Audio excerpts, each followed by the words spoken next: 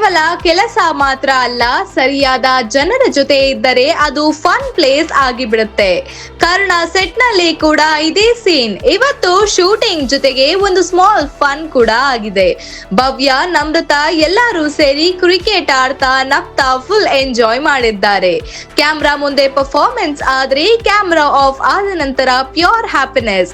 ಇದು ಕೇವಲ ಕೆಲಸದ ಜಾಗ ಅಲ್ಲ, ಇದು ಒಂದು ಫ್ಯಾಮಿಲಿ ತರ ಫೀಲ್ ಆಗುತ್ತೆ.